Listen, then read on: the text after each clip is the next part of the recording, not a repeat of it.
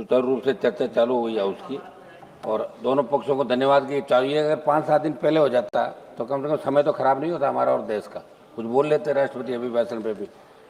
सभापति महोदय, जो आम बजट आया केंद्र सरकार का, इसके अंदर गरीब, किसान, मजदूर, युवा और मध्यम वर्ग बजट जब आता तो उम्मीद रखता देश का प्रत्येक वर्ग कि अब बजट आएगा, कुछ विशेष रूप से हमें सौगात मिलेगी। लेकिन दुर्भाग्य से कोई वर्ग इस बजट से ज़्यादा खुश नहीं है। सबका साथ सबका विकास का नारा देती है सरकार, कुछ गिने चुने कॉर्पोरेट घरानों का बजट बनकर रह गया।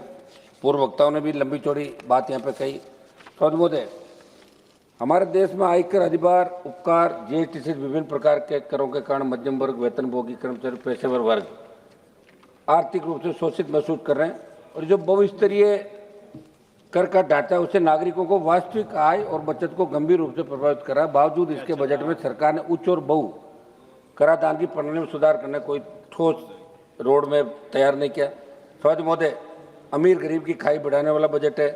आपने स्वास्थ्य बीमा और व्यक्तिगत जीवन बीमा पर जीएसटी शून्य कर दी, मगर राजस्थान सहित कई राज्यों में बीमा कंपनियों ने ऐसे बीमा बेस प्रीमियम बढ़ाकर सरकार को चुनौती दी, मगर सरकार इस बात को स्वीकार करने से इनकार करी है। इसलिए राहत के नाम पर दिखावा करने में सरकार को ज़्यादा भरोसा है। सभापति महोदय, जिस राजस्थान प्रांत से आता हूँ, लगातार एनडीए को 25-25 सीट, अब की बार भी 14-15 सीट आपको दी।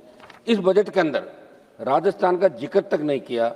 हमने बहुत बड़ी मांगे राजस्थान के अंदर करी थी, और जहाँ जहाँ चुनाव होते हैं उस स्टेट को आप मदद करते हो उस साल, ये सही है जो भी आप करते हो, लेकिन राजस्थान जैसे प्रांत का नाम आपको लेना चाहिए। भारतीय जनता पार्टी राजस्थान से मजबूत हुई थी।